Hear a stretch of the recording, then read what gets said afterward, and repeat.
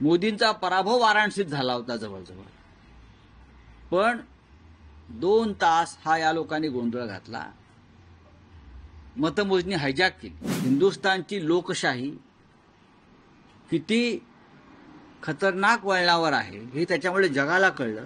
नरेंद्र मोदी पंतप्रधान आणि आपल्या सरकारला जो अपमान सहन करावा लागतो आहे अनेक ठिकाणी, त्याचं हे कारण आहे.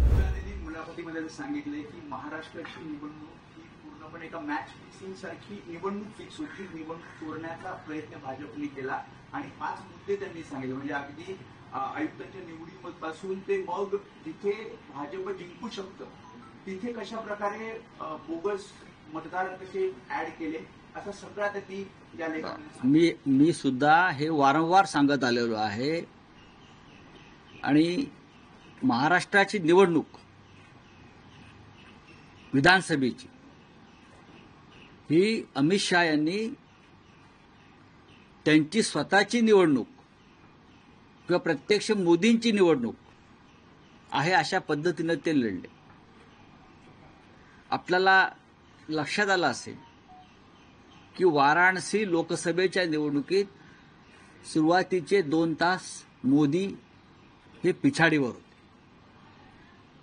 मोदी पिछाडीवर होते आणि त्यानंतर मतमोजणी थांबवण्यात आली. आणि मतमोजणी केंद्रावरची लाईट घालवण्यात आली. इलेक्ट्रिसिटी सप्लाय बंद केली. त्याचा परिणाम ईव्हीएम मशीनवर झाला. डाटा उडाला गेला, नवीन मशीन्स आणल्या, दिल्लीतून यंत्रणा हल्ली.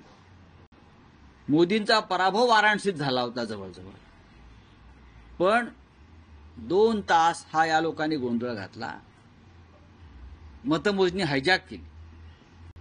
तोच प्रकार महाराष्ट्रात झाला.